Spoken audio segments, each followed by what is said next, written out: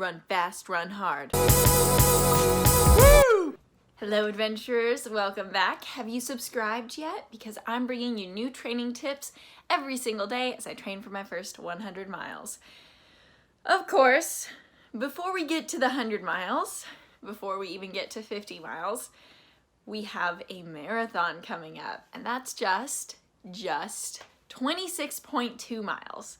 Now, I'm running the LA Marathon this weekend. It's my first time doing it, and I really only signed up out of FOMO. Yeah, I would have a huge fear of missing out if I did not sign up for the LA Marathon when I live here and it's my first year living here, and I just really wanted to check it out. That being said, I am just coming off of my down season, my off season, in between training for races, so I'm really not up to the mileage that I typically would hope to be at for a marathon. But you know, ultra runners are crazy, so I'm just gonna say, to heck with it, I'm gonna run it anyways. So we'll see. I've been faster on my runs than I have in the past, so I have the goal in the back of my mind to PR for this marathon. I would love to set a new personal record, but I'm also nervous because I haven't trained the way that I would normally hope.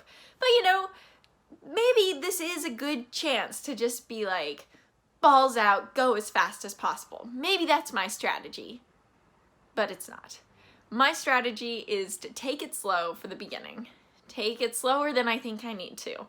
And that's probably something you've heard a lot of people say.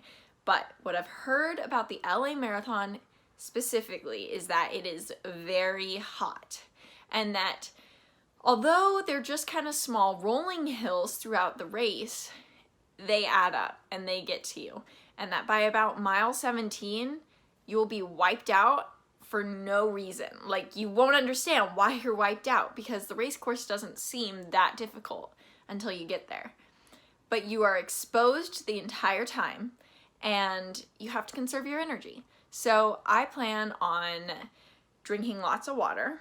I also bought these salt pills, and I'm going to take a salt pill every hour so that I can combat the dehydration and the electrolytes that I'm going to be losing by replacing them with the salt pills. And hopefully that will prevent me from getting cramps.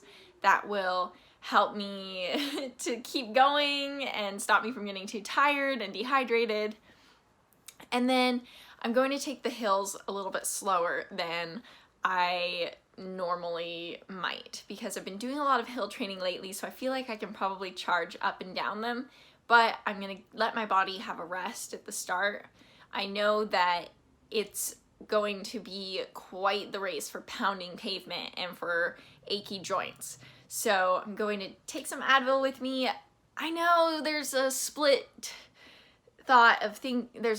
groups of thought on the whole taking Advil while you run, but you know, there's not really anything you can do to train for your ankles getting sore because of pounding the pavement for 4 hours. So I'm just gonna take a little Advil with me. You know, if I take 2 Advil like a month for my long runs, I don't think that is all that bad. So it's really whatever you gotta do to get across the finish line, right? I'm going to experiment with eating whole foods. I'm not doing goo. I might make, oh wow, gee, I haven't even thought about goo. I might make my own goo for the race, but if not, I'll be eating things like dates, nuts, yeah, no more Stroop waffles for me because of the whole vegan and trying to eat whole foods. So I'll let you know afterwards what I found ended up working for me, but that's the plan. See you on the course.